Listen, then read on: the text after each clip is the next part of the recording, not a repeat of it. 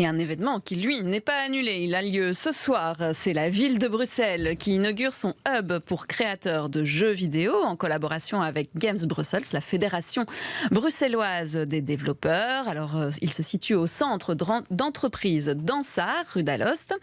Alors, à quoi ça va servir? Et puis, quel est le poids économique, surtout de ce secteur dans la région bruxelloise? Nous allons en parler avec Guillaume Bouckaert de Games Brussels. Bonjour.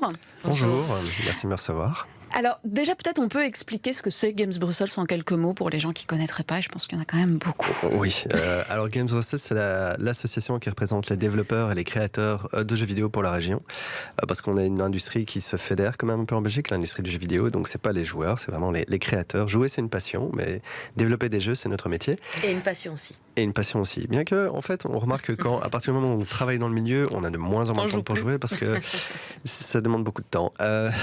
Jouer aussi, mine de rien. Non, mais pour revenir sur la question, en fait, donc on représente les développeurs et les créateurs pour la région de Bruxelles. Il faut savoir que la Belgique étant ce qu'elle est, il y a aussi des associations pour la Flandre et la Wallonie. Nous, on a une activité de manière assez récente, en fait, parce que historiquement, il y avait un autre cluster qui faisait notre rôle. Et le Covid étant là, et puis une période de transition a fait qu'on s'est lancé un petit peu dans l'organisation, la fédération de nos créateurs. Et on fait ça depuis 2021. D'accord, et donc vous aidez un peu tout le monde à se mettre en réseau aussi. Ce hub aujourd'hui, qui va être à Dansart, lui, il va servir à quoi exactement ? Il va servir à regrouper un petit peu la communauté des développeurs. Parce qu'en fait, le jeu vidéo, même si c'est une industrie qui a un énorme poids économique, je crois que le dernier chiffre, c'était 180 milliards de chiffre d'affaires au niveau mondial. C'est plus que le cinéma et la musique rassemblés ensemble. Mais ça, c'est au niveau international. Pour la Belgique, c'est un peu différent. On est un pays où, finalement, notre industrie est structurée autour de petites structures, des petites PME de 3 à 5 personnes qui travaillent tout seuls sur leur projet, qui, du coup, va être surtout vendu à l'international de manière dématérialisée, donc sur Internet.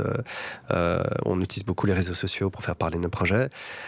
La plupart des jeux sont surtout achetés par des Américains, des Japonais, ce genre de choses, et c'est pas nécessairement un problème. Mais en fait, ça nécessite du coup, ça met beaucoup de pression sur des petites équipes. Il y a beaucoup de connaissances à avoir, et le fait de les rassembler ensemble, ça permet du coup d'échanger les connaissances. Comme on ne travaille pas nécessairement sur des projets qui sont à destination des mêmes fans, des mêmes passionnés. Certains vont faire des projets plus sensibles, d'autres plus artistiques, d'autres que sensibles et artistiques, finalement ça peut souvent être la même chose. Plus fou en fait, plus orienté vers l'action, etc. Mais donc vous réunissez les forces vives en fait. C'est ça. Et le fait de les réunir et de ne pas être en compétition directe, ça force la collaboration et on s'entraide, on se serre les coudes.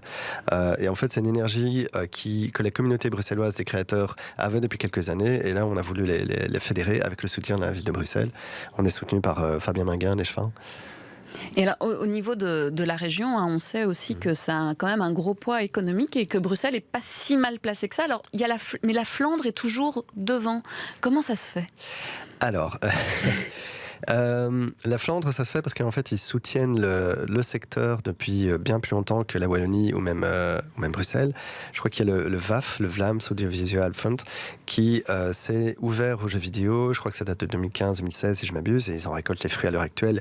On a un peu plus d'une centaine de sociétés de jeux vidéo en Belgique, et en 70 pour la Flandre, vingtaine pour la Wallonie, et à Bruxelles, on est entre 10 et 20, je dirais. Maintenant, c'est vrai que juste entre 10 et 20 pour une région, pour une capitale, c'est pas si mal comparé à d'autres régions du pays, même en Flandre en fait. Oui, après on est loin des grands bureaux comme Ubisoft en France ou ce genre de choses. Mais on pourrait vraiment en faire une industrie créative plus forte aussi à Bruxelles, parce que pour l'instant, vous avez dit le chiffre, donc combien de milliards vous aviez dit, pardon ? 180, voilà. Et 88 millions d'euros, en tout cas, moi c'est ce que j'ai vu pour la Belgique, c'est ce que ça représente en tout cas en 2021, avec un petit millier d'employés. Il y a encore une croissance possible forte. Oui. Parce que de nouveau, c'est un produit qui s'exporte très très bien, vu qu'on le vend directement sur Internet. Donc il n'y a pas vraiment de limite. La seule condition, c'est de venir avec quelque chose qui se vend. Parce que le problème de l'industrie vidéoludique à l'heure actuelle, c'est qu'il y a une surproduction, justement. Mais c'est là où ça fait notre force un peu de rassembler les communautés, c'est que c'est plein de problèmes de marketing qu'ils vont pouvoir résoudre ensemble, en fait, et s'échanger des informations et des bonnes manières de faire. Moi, j'ai une petite question. Est-ce que ce sont des personnes déjà professionnelles qui viennent vous rejoindre là, ou est-ce qu'il y a aussi possibilité d'être formé ? La formation, c'est quelque chose sur lequel on va travailler. Maintenant, c'est principalement des professionnels. Mais ce qui est beau, c'est que c'est quand même des gens qui sont dans la communauté, même s'ils ne sont pas pros. Comment dire, si c'est pas qu'ils ne sont pas pros. Il y en a beaucoup qui se sont formés en fait en venant à nos activités. On fait des rencontres tous les mois, dont celle de ce soir. Mais les premières ont commencé en 2014. Qui ont commencé à venir, à échanger, à montrer ce qu'ils faisaient faire. De fil en aiguille, ils montent un studio, ils ont cette personne. Donc c'est... la formation, c'est quelque chose, enfin l'incubation plutôt, c'est quelque chose qu'on va développer dans l'année à venir. Et l'espace est la première pierre de ce bel édifice. Bruxelles a mis beaucoup l'accent pendant longtemps sur les jeux plutôt sur mobile. Est-ce que c'est encore l'avenir ou est-ce qu'il faut plutôt aller vers le métaverse ou la réalité virtuelle ? Enfin, on en entend beaucoup parler, mais on a l'impression que ça bloque encore un petit peu. C'est quoi votre sentiment, vous ? Mon sentiment, alors complètement subjectif, pour revenir sur le Metaverse, ça c'est plus un terme marketing, de mon point de vue. Que personne ne comprend, enfin moi en tout cas. Non mais des lunettes en réalité virtuelle, etc., où on peut jouer directement, enfin on a pas mal de jeux maintenant comme ça. Et en fait le VR c'est particulier parce que c'est un support qui est quand même assez onéreux, ça coûte plus cher qu'une console de salon à acheter, du coup c'est pas très répandu, mais les gens qui en achètent sont passionnés pour le coup. Donc vous faites, il y a une plus petite communauté d'acheteurs potentiels, mais maintenant ils ont plus de chances d'acheter votre produit. Et comme on est assez subsidié en Belgique par rapport au projet de jeux vidéo, il y a finalement pas mal de studios qui font de la VR par rapport à la taille justement de l'industrie. On en a justement un qui est basé à Bruxelles, qui fait ça depuis des années, qui va s'installer aussi au centre, mais en tant que voisin, eux.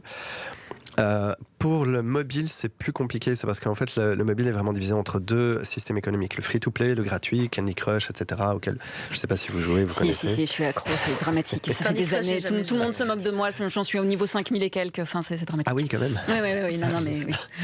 Moi, je sais pas, c'est des tubes que je dois remplir avec des boules. Je ne sais plus comment ça s'appelle, mais c'est gratuit aussi. C'est gratuit aussi. Ouais. Donc, ça fonctionne sur la publicité. Ouais. Il faut savoir que les coûts de marketing du coup de ces jeux sont 10 à 100 fois supérieurs que les coûts de développement.